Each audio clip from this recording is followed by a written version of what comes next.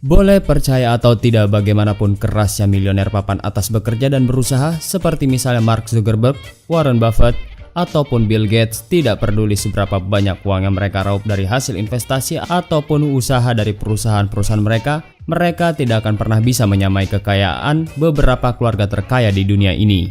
Para keluarga terkaya ini dipercaya juga mengontrol perekonomian dunia atau menguasai dunia secara diam-diam. Keluarga kaya ini adalah mereka yang kekayaannya telah diwariskan dan diturunkan dari generasi ke generasi. Mereka tidak seperti orang kaya baru yang kekayaannya datang baru-baru ini sebagai hasil dari investasinya. Berikut daftar 5 keluarga terkaya yang menguasai dunia. Rockefeller Family. Keluarga ini dikenal sebagai penguasa minyak dunia. Hampir seluruh ladang minyak dunia dikuasai oleh keluarga Rockefeller. Kekayaan dinasti keluarga Rockefeller dimulai pada tahun 1870 ketika John Davison Rockefeller mendirikan perusahaan minyak Standard Oil Company. Karena perusahaan ini menjadikan John Rockefeller seorang pria tunggal terkaya dalam sejarah, dengan kekayaan bersih mencapai 400 miliar US dollar. Buat gambaran aja seberapa banyaknya harta keluarga ini. Seandainya kekayaan Bill Gates ataupun 5 orang terkaya di dunia ini disatukan, kekayaan keluarga ini tidak pernah bisa digantikan selama beberapa generasi. Tapi anehnya, Rockefeller tidak pernah tercatat sebagai orang terkaya di dunia.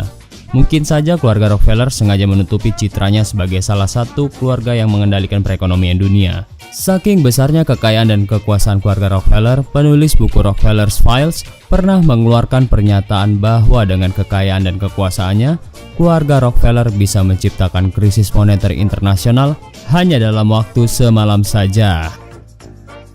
DuPont Family.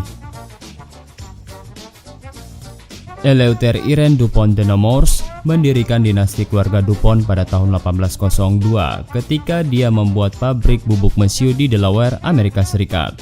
Keluarga DuPont terlibat dalam beberapa urusan sejarah Amerika. DuPont menggunakan koneksinya dengan Napoleon untuk negosiasi pembelian Louisiana pada tahun 1803. Pada masa Perang Dunia Pertama, perusahaan DuPont menyuplai 40% bahan peledak, dan pada masa Perang Dunia Kedua, keluarga ini memproduksi plutonium untuk bom atom Amerika. Banyak orang percaya bahwa dukungan keluarga DuPont pada Perang Amerika membuat mereka bisa mendikte pelarangan pertanian ganja dan penggunaan marijuana untuk melindungi bisnis nilon keluarga ini. Saat ini perusahaan DuPont adalah produsen bibit genetically modified organism kedua terbesar di dunia. Rencananya bibit-bibit tumbuhan ini akan bisa tumbuh kembali walaupun telah mengalami bencana yang dahsyat seperti contohnya perang nuklir. Bagaimana? Kebayangkan? Bisnis keluarga DuPont bukan cuma membuat senjata ataupun bahan kimia yang juga bahan dasar sebagai pembuatan senjata pemusnah massal, tapi juga membuat bibit tanaman yang bisa tumbuh di daerah bekas nuklir. Morgan Family. Keluarga Morgan mulai bangkit ketika John Pierpont Morgan dan Rothschilds memberikan emas kepada kas negara Amerika Serikat pada masa panik 1893. Karena memiliki kontrol atas suplai emas Amerika, Morgan membiayai pembuatan perusahaan terbesar Amerika seperti contohnya General Electric, AT&T, dan US Steel. Bantuan kas kepada negara ini berujung kepada tuduhan bahwa keluarga Morgan ini memaksa Amerika untuk ikut dalam Perang Dunia Pertama demi menjaga pinjaman yang diberikan pada Rusia dan Perancis. JP Morgan Jr. menyediakan pinjaman dana perang sebesar 500 juta dolar dan menarik komisi 1% untuk suplai yang disediakan oleh perusahaannya. Rumor yang beredar juga menyebutkan bahwa keluarga Morgan ikut andil dalam mendukung Jepang agar menyerang Pearl Harbor dengan berkonspirasi untuk membagi keuntungan perang kepada klan Iwasaki yang merupakan pemilik Mitsubishi dan Mitsui. Saat ini keluarga Morgan memiliki berangkas emas pribadi terbesar yang kabarnya terhubung oleh sebuah terowongan ke New York Federal Reserve Bank. Bush Family. Dinasti politik keluarga Bush dimulai oleh Prescott Sheldon Bush yang lahir pada 1895 dan kemudian berkuliah di Universitas Yale sebagai anggota Skull and Bones Society. Kemudian pada tahun 1933, kabarnya Bush memimpin usaha kudeta untuk menggulingkan kekuasaan Presiden Franklin D. Roosevelt untuk menjalankan dan menerapkan paham fasis diktator di Amerika dengan didanai oleh keluarga DuPont, Rockefeller, dan Morgan. Tapi usaha kudeta ini ternyata gagal. Dan kemudian sebuah rencana bisnis dibentuk dan Prescott Bush lalu menjadi direktur Union Bank. Union Bank diduga menyembunyikan emas Nazi pada masa Perang Dunia Kedua. Anak dan cucu Prescott yaitu George Herbert Walker Bush dan George Walker Bush akhirnya menjadi Presiden Amerika Serikat.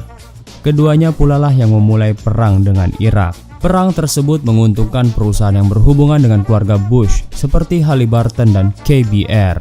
Saat ini keluarga Bush dianggap sebagai keluarga terkuat dalam politik Amerika Serikat dengan kekayaan besar dalam bidang perbankan dan minyak, serta memiliki anggota keluarga lain yaitu Jeb yang konon kabarnya tengah dipersiapkan untuk menjadi kandidat presiden Amerika selanjutnya.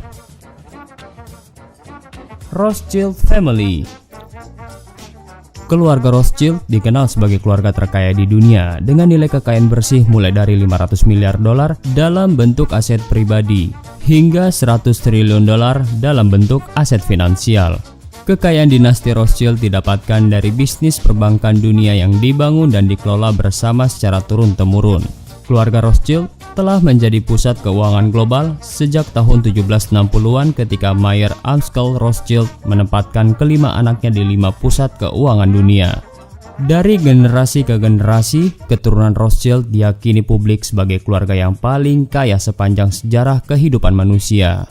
Setelah berjuang selama lebih dari 230 tahun, keluarga Rothschild akhirnya berhasil memiliki dan menguasai hampir semua bank sentral di dunia, termasuk juga di Indonesia. Hanya 3 negara di mana bank sentralnya tidak menerima tambahan modal dari dinasti Rothschild, yaitu Iran, Kuba, dan Korea Utara. Pada tahun 1790, Rothschild melontarkan ucapan mengejutkan yang kemudian benar-benar dibuktikannya. Dia mengatakan dirinya akan mengendalikan perputaran uang di seluruh negara di dunia. Hanya saya yang bisa menerbitkan dan mengendalikan uang di suatu negara, dan saya tidak peduli bagaimanapun hukumnya dan siapa yang menulis hukumnya, ucap Mayer Rothschild pada saat itu. Ucapannya terbukti 1 tahun setelahnya. Rothschild berhasil mengendalikan perputaran uang di Amerika Serikat melalui agennya selaku wakil dari kabinet Washington, yaitu Alexander Hamilton. Saat itu Amerika Serikat mendirikan bank sentral bernama First Bank of the United States. Selama ratusan tahun, keluarga Rothschild dipercayai sering mengancam para pemimpin negara-negara, pemerintahan, dan para kabinetnya. Keturunan Rothschild menempatkan orang-orang kepercayaan dari keluarganya untuk mengatur dan mengendalikan bank-bank sentral tersebut. Selain mengendalikan perputaran uang di bank sentral milik keluarga di 40 negara ini, keluarga Rothschild juga mengendalikan tiap pemerintahan pada level makro dan tidak takut pada apapun atau siapapun.